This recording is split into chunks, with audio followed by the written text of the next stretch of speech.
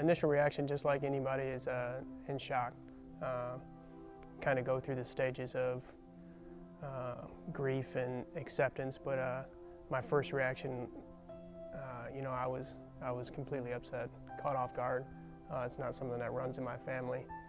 So being diagnosed later in life at 27 with type 1 diabetes, it's supposed to be a hereditary disease, definitely caught me off guard. My name is Adam Martin. I'm the Director of Facilities and Operations at Eastern Michigan University.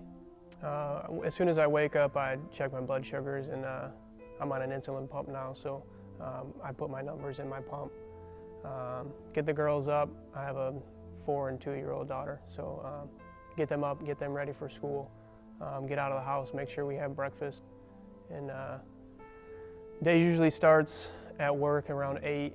I work from 8 until 5 on a typical day. If we have an event, I'm here until usually about 11, depending on what event we have. Get home and kind of pause and then repeat. It's a delicate balance. I try not to let my wife or my kids see that I'm struggling, so I tend to stay upbeat, tend to stay happy.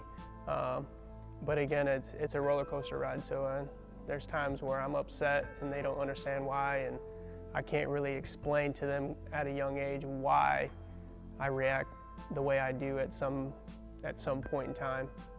Some of the littlest things that they do would set me off, and a normal person, they would brush it under the rug. But at a certain time, if my blood sugar is acting a certain way, it changes my mood. It's a balancing act. I enjoy it. It gives you kind of a fuel to keep going, and I take care of myself a little bit better knowing that I have to take care of 2 small children right now, and I want to enjoy as much life as I can with them. So it's a driving force. It keeps me going. So work life, it definitely changed. I was about 3 years into my professional career when I found out. I do a lot of manual labor, a lot of heavy lifting, setting up for events and actually operating the event. So at some point when you're setting up an event and your sugars drop, you got to find something to eat quick. So just being aware of what's happening with your body is probably the biggest challenge that I have to go through day in and day out with the job that I have. So probably the biggest accomplishment that I've had since being diagnosed is actually moving on up in my career. I don't usually take days off.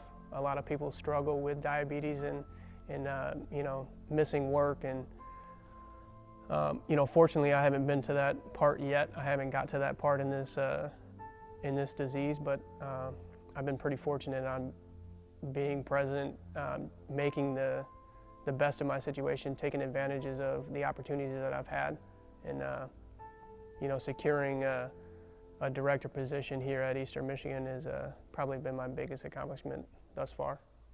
I plan to keep living my life the same way I did before I was diagnosed. Keep staying active, keep my life into sports, stay fit, growing old with my kids, and hopefully seeing them succeed in life.